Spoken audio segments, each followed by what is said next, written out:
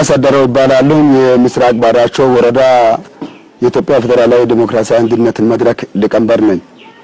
የትራንትና ምርጫ ጉዳይ መራጩ ህዝብ ድምጽ የሰጠበትን ወይም እየሰጠው ያለበትን ጉዳይ ባጭሩ በእኛ ፓርቲ ላይ የደረሰውን አፈናና ተጽዕኖ በግልጽ ባጭሩ ለማስቀመጥ ይፈልጋለሁ። አንደኛ በ72 ምርጫ ጣቢያዎች ከነበሩት በዚህ ወረዳ ስር በ22 ምርጫ ጣቢያዎች ከዚህ ተቀማጭ ታዛቢዎችን ትላንት ወዲያ ሊከን ትላንትና በዛ ቦታ ተቀምጦ በጊዜ ገብቶ እንዳይታዝቡ ከ12 ሰዓት ጀምሮ ነው ህዝቡ ድምጽ የሚሰጠው። በዛ ቦታ እንዳይቀመጡ ተባሮ ነው ተመልሶ መጥቶ ወረዳ ምርጫ አስፈጻሚ ቢሮና ለኛ ሪፖርት ያደረጉት። ይሄንን ባጭሩ ወረዳ ምርጫ አስፈጻሚ ቢሮ አብረን ሄደን የፓርቲ ተወካይ እስከመሆኑ መጠን ለወረዳ ምርጫ አስፈጻሚ ኃላፊ ዋና አስተባባሪ አቶ ያዕቆብ ዮሴፍ ቃቴቦ የሚባል ነው። ሁለተኛ አቶ ያዕቆብ ማርቆስ የሚባል ነው። ሶስተኛ ሴት ልጅ በዛብነሽ የምትባላለች የአባቷን ስም አላውቅም። ሶስቱም ባሉበት እነዚህ ተባሮ መጡ።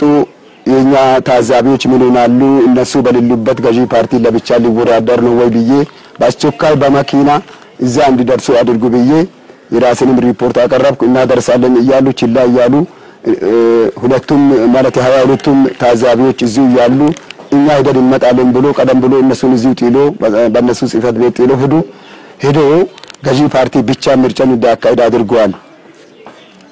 ሁለተኛ በ72 ምርጫ ጣቢያዎች በሌሎች በተቀሩ ቀበሌያት አንደኛ በሽርቆ ገፈርሶ፣ ሁለተኛ በጥሎ ኩቢ ዲንቱ 2 ምርጫ ጣቢያ ነው ያለው።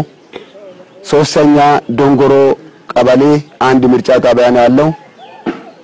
አራተኛ ወራሞ ቦንኮያ 3 ምርጫ ጣቢያ ነው ያለው። አምስተኛ አዋር ካሳ 01 ምርጫ ጣቢያ ብቻ ነው ያለው። በእነዚህ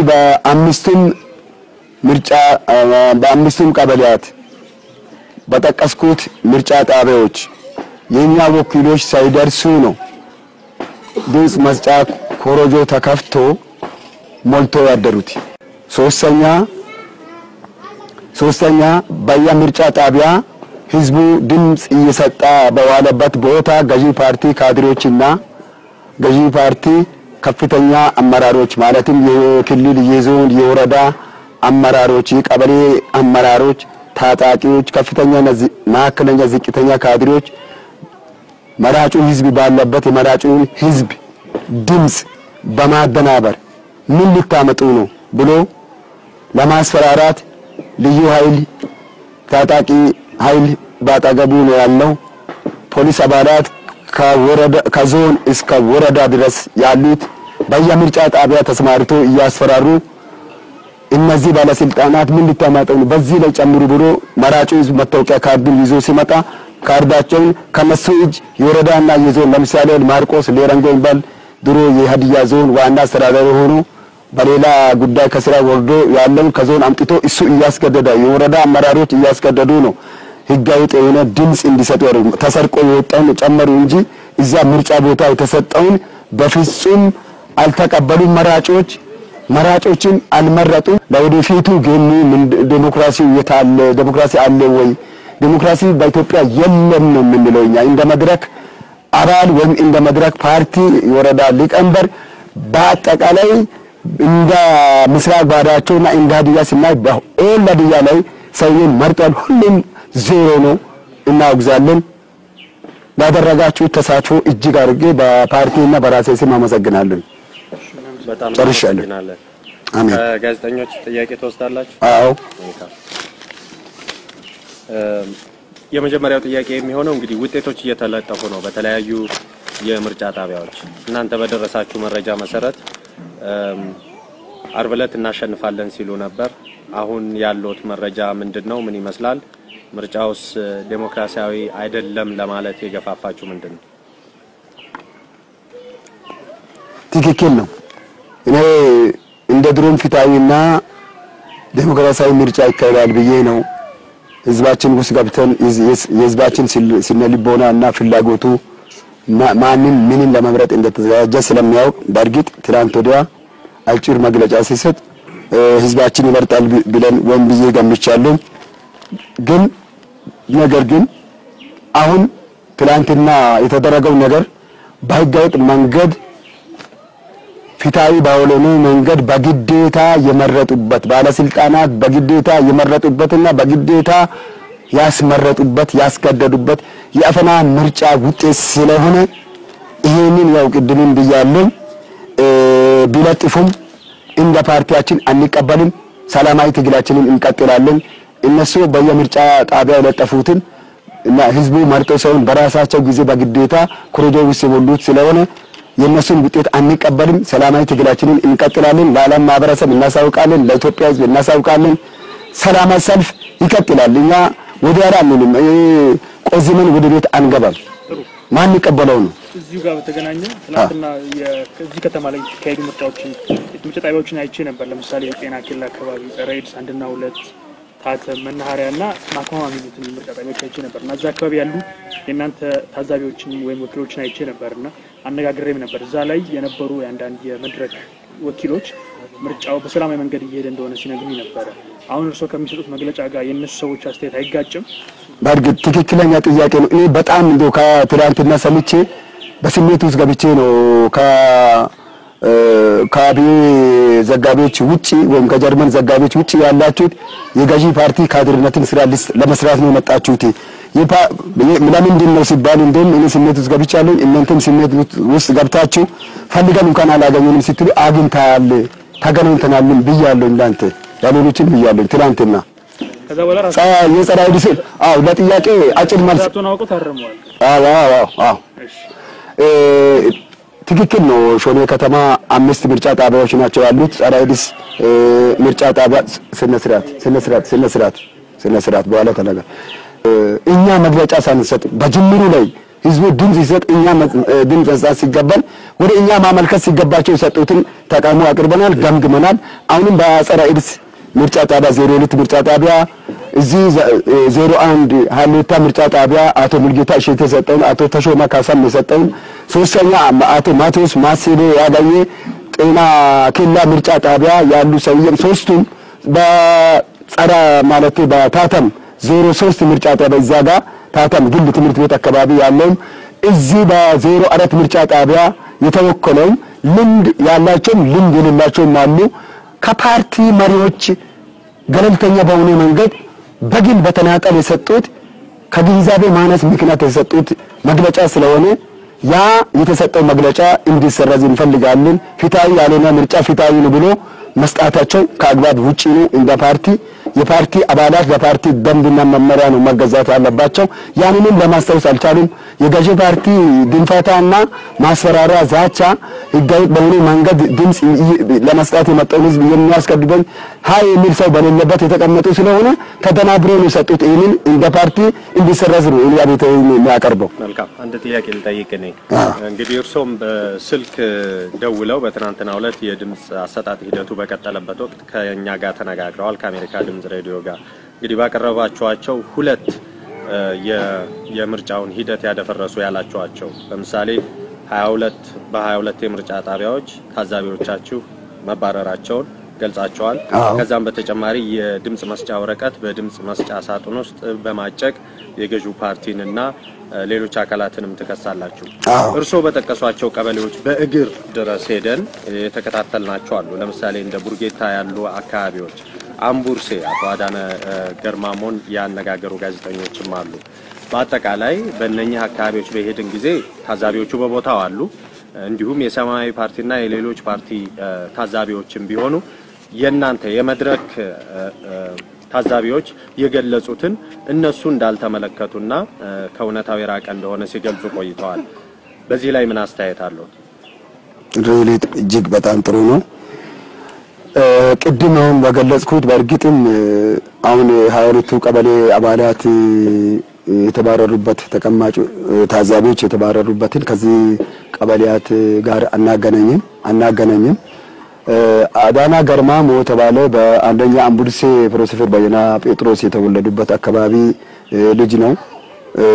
እሱም ቢሆን ቅድም የሾኔን ጥያቄ ተጠይቄያለሁ። እንደ ሾኔ ተቀማጭ ወኪሎችም እሱም የግንዛቤ ማነስ ሊኖር ይችላል። በአሰጣጥ ላይ ሲተቱ የሚፈጸምበት የቱ ጋር ነው የሚለውንም ሳይረዳ ነው ሰላማዊና ፍትሃዊ ምርጫ እየተካሄደ ያለው። እሱንም እንቃወማለን እንደ ፓርቲ። ስለ ሰማያዊ ፓርቲና ስለ ቅንጅት እዚህ አካባቢ በግልጽ የምንናገረው ሰማያዊ ፓርቲና ቅንጅት እንደውም ሰማያዊ ፓርቲ ትላንትና የመጣ ወጣት አዲስ ወጣት ፓርቲ ነው። በእድሜም ቢሆን በልምድም ቢሆን ሌሎች ከዚህ በፊት አንጋፋ ሆኖ 24 አመት ሙሉ የቆዩ ፓርቲዎችን ግንዛቤ የያዙም አይደሉም። ከላይ ያሉት ምናልባት የተማሩ በእድሜ ክልል በእድሜ ጣሪያ አንድም ሰማያዊ ፓርቲ በአገር አቀፍ ደረጃ አቅም ያለው የፓርቲ አመራሮች ሊኖሩ ይችላሉ። ሰማያዊ ፓርቲ እዚህ ጋር እጩ ወኪሎችን ከማን ነው የወሰደው? ከገዢ ፓርቲ ነው የወሰዱት። እኛን ጠይቀዋሉ። ለምሳሌ እኔን እግዚአብሔር የሚያውቅበት ነው የነሱን ስም ለማጉደፍ አይደለም። እኛን ሲጠይቁ ስለተጠራጠረን እውነትም ተቃዋሚዎች ናቸው። ይሄ ሁለቱም ቅንጅትና ሰማያዊ ፓርቲ የገዢ ፓርቲ አባላትን እጩ ወኪል አድርጎ ስላቀረቡ ነው ከወረዳ ገዢ ወይም ከገዢ ፓርቲ አመራሮች ጋር ተመሳጥሮ በእኛ ላይ ማስረጃዎች ለመሆን የቀረቡ ፓርቲዎች ናቸው እንጂ ሁለቱም ምን እያሉና ያሉት እዚህ ላይ ተፎካካሪ የሰማያዊ ፓርቲ ወኪሎችን እንደዚሁም ሌሎች ተቃዋሚ ፓርቲዎችን ጨምራችሁ ደግሞ የራሳችሁን የምርጫ ታዛቢዎችም ውንጀላ ያቀረባችሁ ነው ያላችሁት። ይሄ ትንሽ ከመድረክ መርሆዎችም ከየትብብር ፖሊሲዎችም ጋር የራቀ ይመስላል። ፕሮፌሰር በየነ ጴጥሮስ ይህንን ጋዜጣዊ መግለጫ በመድረክ ስም እንደምትሰጡ ያውቃሉ? ጥሩ። ይህንን በተለይ ስለ አጠቃላይ ስለ ፓርቲያችንና በፓርቲያችን ላይ የደረሰውን ጉዳዮችን በተመለከተ በወረዳ ደረጃ በምርጫ ዋዜማ ላይ በድምጽ መስጫ ዕለት በግንቦት 16 ላይ መግለጫ እንድንሰጥ የተወሰኑ ሚዲያ ሰራተኞችን ባያውቁም እናንተን የተወሰኑ ሚዲያ ሰራተኞች ይመጣሉ። በውሳኔም በሻሸመኔ መስመርም እየመጡ ናቸው እና እነዛን በአግባቡ አስተናግዱ፣ ለሚጠይቁ ጥያቄ ምላሽ ስጡ የሚለውን ሌጋል በሆነ መንገድ ግልጽ አድርጎ ነግረውኛል፣ ሰምቻለሁ። ሌላውን የጠየቀኝ ጥርጣሬም ሆነ ጥያቄ እንዲኖር ያደረገው ትላንትና ምርጫ ፍትሃዊና ዲሞክራሲያዊ ምርጫ ነው ብሎ አስተያየት እንዲሰጡ በየምርጫ ጣቢያ የተቀመጡ ሰማያዊ ፓርቲና ቅንጅት ፓርቲ አባላት ጉዳይ ስላነሳው ነው እንን ጥያቄ ልታቀርብ የቻልከው። ሰማያዊ ፓርቲው ፍትሃዊ ነው ዲሞክራሲያዊ ነው አላሉንም። ለኛ የገለጹት እናንተ ያቀረባቸዋቸው ዝርዝር የሆኑ የምርጫውን ሂደት አስተጓጎሉ እንቅፋት ሆኖ ያላቸዋቸው በ22 ምርጫ ጣቢያዎች እንዳይታዘቡ የተባረሩ የምርጫ ታዛቢዎች መኖራቸው፣ ሁለተኛ ደግሞ የድምጽ መስጫ ወረቀት ታጭቋል በሚል የቀረቡ ናቸው። ምናልባት አንዱ ታዛቢ ከጀርባዎት ቆመው ይገኛሉ በቡርጊታ የነበሩት። እነኚህን ሁኔታዎች አስመልክቶ ነው የጠየቅነው እንጂ አጠቃላይ የምርጫ ሂደቱን አይደለም። በዛን ጊዜ የሰጡት የቡርጊታ ይለያል። የቡርጊታ ትክክል ነው። ጋር የምናምነው አባላችን ነው። ቡርጊታ ምርጫ ጣቢያ የተቀመጡ ሁለቱም ከኔ ኋላ ያለውም ሁለተኛውም አለ። የቡርጊታዎች ፍትሃዊ ምርጫ አይደለም ብሎ የሰጡት እኛም እንደግፈው ነው። ያለውን አካሄድ ስርዓት ባለው መንገድ ድምጽ መስጫ ዕለት ስህተት ውስጥ እንዳትገቡ በትክክል ያለውን ሁኔታ ለዘጋቢዎች ወይም ለሚዲያ ሰራተኞች ማለትም ለጋዜጠኞች ትክክለኛ ጥያቄ ቢጠይቁ ምላሽ መስጠት ትችላላችሁ። አግባብ ያልሆነ ስራ ቢሰራ ያንን ደግሞ ለሚዘግቡ ዘጋቢዎች ሪፖርት አቅርቡ። ሰብአዊ መብትን እንደ ጠባቂ ኮሚሽን ቢመጣም ሪፖርት አድርጉ የሚልበትን ሰጥተናል። እነሱ የሰጡትን እኔ የሚደግፈው ነው፣ ፓርቲም የሚደግፈው ነው። የፓርቲን መሪው በተከተለ መንገድ ነው ምርጫው ፍትሃዊ አይደለም ዲሞክራሲያዊ አይደለም ብሎ የቡርጊታ ተወካዮች የሰጡት እኔም እንደግፈው ነው። ነገር ግን አንደኛ አምቡልሴ በሁለቱም ምርጫ ጣቢያ የተቀመጡ የሌሎች ፓርቲዎች ቅድም የጠቀስኩት ፓርቲ አባላትና እዚህ ላሎ ገርቤ ላይ በሌላ አካባቢም ሰማያዊ ፓርቲና ቅንጅት ፓርቲ ተወካዮች እና የነሱ እጩ ተወዳዳሪም ሊሆን ይችላል ምርጫው ፍትሃዊ ዲሞክራሲያዊ ነው የሚባለውን መረጃ ከኛ ተወካዮች ማለትም ከኢትዮጵያ ፌደራላዊ ዲሞክራሲያዊ አንድነት መድረክ ተወካዮች ሙሉ መረጃ ሰምቻለሁ። እነሱ በተቀመጡበት ቦታ ሁሉ በመንገድ ላይ በገጠርም ሆነ በከተማ በየፌርማታ ምርጫው ሰላማዊ ዲሞክራሲያዊ ምርጫ ነው የሚሉትን ነው አስተያየት ሲሰጡ ያሉት። ይሄንን እኛ እንደ ፓርቲያችን እነሱ ሰጡት እነሱ ይበሉ እንጂ ምርጫው ዲሞክራሲያዊና ሰላማዊ ታማኝነት ያለው ምርጫ አይደለም የምንለው ነው እየተቃወመን ያለ ነው። እናመሰግናለን። እኔም አመሰግናለሁ።